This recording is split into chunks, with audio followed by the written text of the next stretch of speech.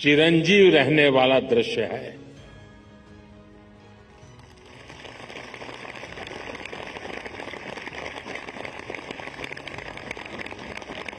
अगर बारिश न होती तो शायद इतना ध्यान नहीं जाता जितना बारिश के बावजूद भी। और जब श्रीनगर में बारिश होती तो ठंड भी बढ़ जाती है। मुझे भी स्वेटर लगाना पड़ा।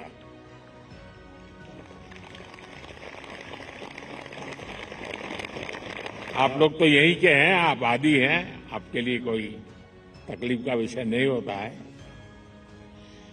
लेकिन बारिश के कारण थोड़ा विलंब हुआ, हमें इसे 2-3 हिस्सों में बांटना पड़ा। उसके बावजूद भी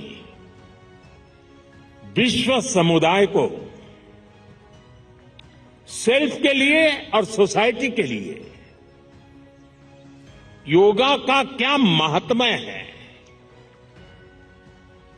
योग जिंदगी की सहज प्रवृत्ति कैसे बने। जैसे टूथब्रश करना हमेशा का क्रम बन जाता है, बाल संवारना हमेशा का क्रम बन जाता है,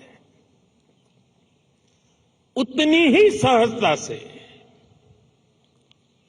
योग जीवन से जब जुड़ता है एक सहज क्रिया बन जाता है, तो वो प्रतिपल उसका बेनिफिट देता रहता है। कभी कभी जब ध्यान की बात आती है, वो योग का हिस्सा है, तो ज्यादातर लोगों के मन में ऐसा रहता है कि कोई बड़ी स्पिरिचुअल जर्नी है,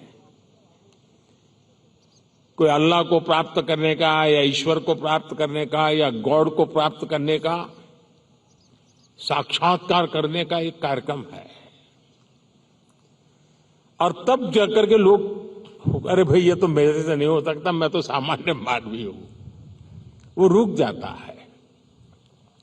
लेकिन अगर इसको सरलता से समझना है, ध्यान को, जो बच्चे स्कूल में पढ़ते होंगे, हम भी जब स्कूल में पढ़ते थे, दिन में 10 बार हमारे टीचर कहते थे, भाई ध्यान रखो, जरा ध्यान से देखो, ध्यान से सुनो। अरे तुम्हारा ध्यान कहां है? ये ध्यान जो है ना, वो हमारे कंसंट्रेशन, हमारा कितना फोकस है चीजों पर, हमारा मन कितना केंद्रित है, उससे जुड़ा विषय है। आपने देखा होगा बहुत से लोग याद शक्ति बढ़ाने के लिए, मेमोरी बढ़ाने के लिए कुछ टेक्निक डेवलप करते हैं, टेक्निक सिखाते हैं, और जो लोग उसको बराबर फॉलो करते हैं तो धीरे धीरे धीरे उनका मेमोरी पावर बढ़ता जाता है। वैसा ही ये किसी भी काम में मन लगाने की आदत, ध्यान केंद्रित करने की आदत, फोकस में काम करने की आदत उत्तम से उत्तम परिणाम देती है, स्वयं का उत्तम से उत्तम विकास करती है, और कम से कम थकान से ज्यादा संतोष मिलता है।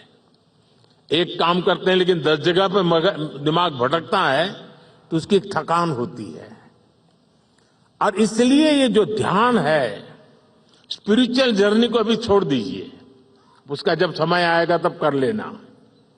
अभी तो अपने व्यक्तिगत जीवन में ध्यान केंद्रित करने के लिए, अपने आप को ट्रेन करने के लिए योगा का एक हिस्सा है। अगर इतना सहज रूप से आप इसको जोड़ेंगे, मैं पक्का मानता हूं साथियों, आपको बहुत लाभ होगा, आपकी विकास यात्रा का एक बड़ा मजबूत पहलू बन जाएगा।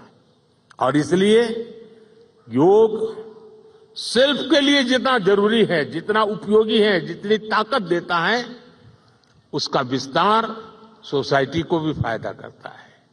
और जब सोसाइटी को लाभ होता है तो सभी मानव जात को लाभ होता है, विश्व के हर कोने में लाभ होता है। मैं अभी 2 दिन पहले मैंने वीडियो देखा,